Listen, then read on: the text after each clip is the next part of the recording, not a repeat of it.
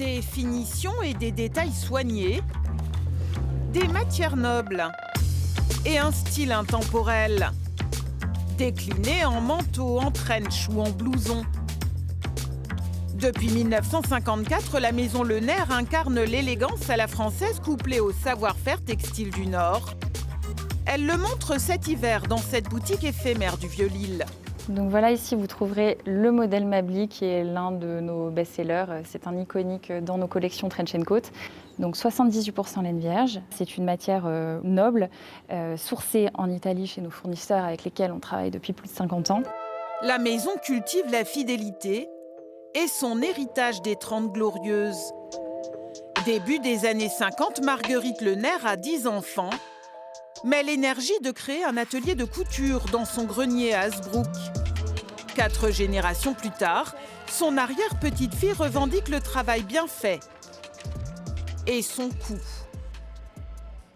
C'est pas un produit éphémère, le manteau, et pour autant, c'est le produit qui vient vraiment signer la silhouette de toutes les femmes l'hiver. Et un manteau, ça nécessite pas moins de 120 minutes de production, donc c'est aussi redonner des repères aux clients et se dire, voilà, si vous voulez accéder à de la qualité, ça a forcément un coût, mais ce coût-là, il vaut le coup, entre guillemets, parce que vous allez pouvoir le porter pendant plusieurs saisons, ce qui n'est pas le cas d'un manteau à acheter en fast fashion, donc voilà, c'est pas comparable.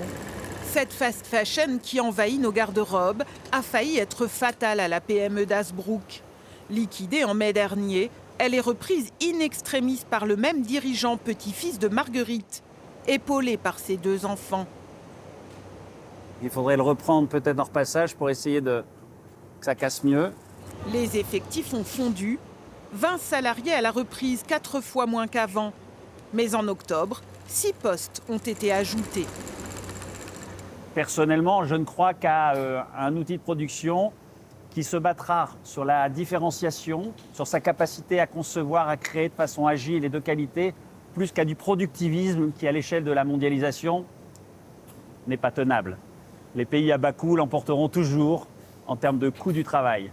Aujourd'hui, il faut distinguer la qualité du travail et la durabilité de nos projets. Il y a 30 ans déjà, pour survivre à la crise du textile, Le Nair Cordier a délocalisé l'assemblage des manteaux en Ukraine.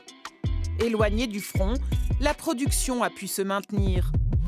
À Hasbrouck sont confectionnés de petites séries et tous les prototypes, imaginés et dessinés ici même.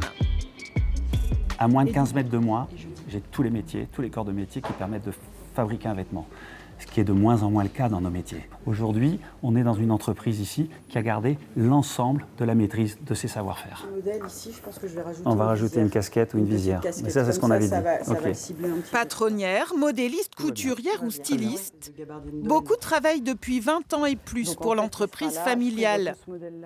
Voir la prochaine collection hiver en cours de finalisation fait du bien à tous.